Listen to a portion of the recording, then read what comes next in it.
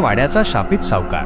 सह्याद्रीच्या कुशीत वसलेले काळभैरव हे एक छोटेसे डोंगरदऱ्यातले गाव. बाहेरचे जग तंत्रज्ञानाच्या शिखरावर पोहोचले असले तरी या गावाला जगाच्या कोणत्याही आधुनिक चालीरीतींचे देणेघेणे नव्हते.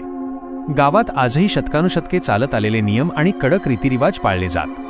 गावाच्या वेशीवर पाऊल ठेवले की वेळ जणू काही दशके मागे थांबली आहे असे भासे. या गावात एक जुना अवाढव्य असा देशमुख वाडा होता.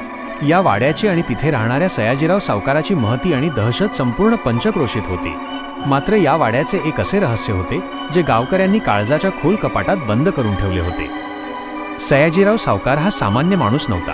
तो काही दिवस गावात वावरताना दिसे, लोकांच्या गाठीभेटी घेई, पण अचानक काही दिवसांसाठी तो अदृश्य होत असे. अदृश्य म्हणजे तो गावात नसायचा असे नाही, तर तो वाड्यातच असे, पण कोणालाही दिसत नसे.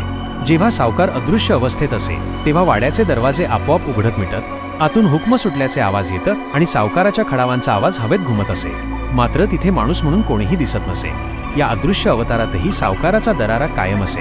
कोणाचे कर्ज वसूल करायचे असेल किंवा कोणाला शिक्षा द्यायची असेल तर ती अदृश्य शक्ती नेमकी तिथे पोहोचत असे.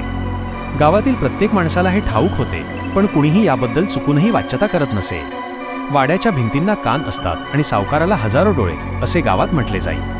बाहेरून आलेल्या पाहुण्याने जर याबद्दल विचारणा केलीच तर गावकरी विषय बदलून टाकत किंवा मौन पाळत. या मौनामागे एक अनामिक भीती होती. असे म्हटले जाई की जो कोणी या रहस्याची बाहेर वाच्यता करेल तो पुन्हा कधीच कोणाला दिसणार नाही. या गावात अशा अनेक गोष्टी होत्या ज्या विज्ञानाच्या पलीकडे होत्या.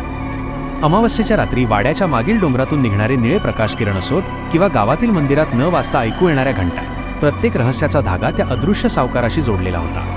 सावकार दृश्य अवस्थेत असताना अत्यंत देखणा आणि रुबाबदार दिसे, पण त्याच्या डोळ्यात एक अजब शून्य असे. तो दृश्य कधी होतो आणि अदृश्य कधी याचे कोणतेही गणित नव्हते. काही जुन्या जाणत्यांच्या मते हा सावकाराचा पूर्वजांकडून मिळालेला एखादा शाप होता की एखादी सिद्धी, हे कोणालाच उमजले नव्हते.